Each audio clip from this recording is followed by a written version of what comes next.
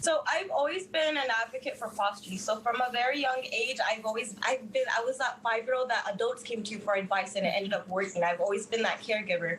So I've always lived the adult role. But so I'm going to school and I'm a diesel mechanic. I started off in the medical field, but cars don't talk back, so that's what I'm settling with. But my plan is to hopefully own my own 8-bay shop where I'm going to be working on regular automotive, diesel mechanics, and aviation, and maybe even going into automotive painting. But within that, even if you're a foster child that doesn't even want to be in engineering, you can still learn a new skill, but at least know that you'll be taken care of financially. Because I've struggled with having to choose between my livelihood and having to put off what I really want to do in life. And I've had a lot of friends in foster care where they never got to reach that goal because they're thinking, well, if I focus on school, that means I'm going to be homeless. But if I focus on work, then one day I can reach that goal.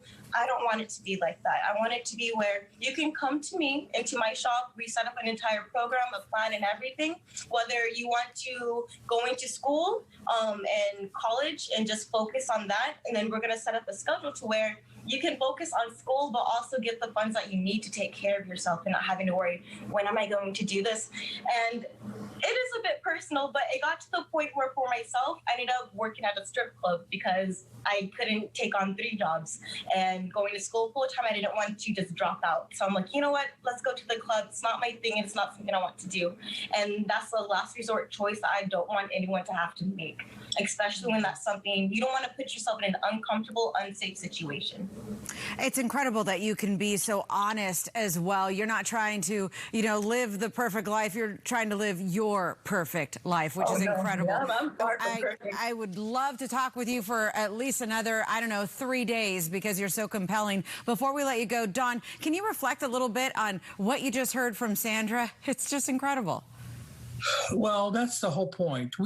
When people think about foster youth, sometimes they think about young people who are defective or deficient or some other D that means that they're less than. And really, these are incredibly courageous and resourceful and whole young people who just need the same sort of support and encouragement that people who weren't in foster care get. So that's what we try to do. We don't want people to have to make a choice between going to school or eating. We don't want them to make a choice between, being homeless or taking care of their health in some way. So we want young people to have the resources, those critical resources, and that supportive environment and those supportive relationships that will last them for the rest of their lives. It's inspiring to talk to these young people who have such courage and such resilience and have been through so much, but they still have hope and they have desire and they're motivated.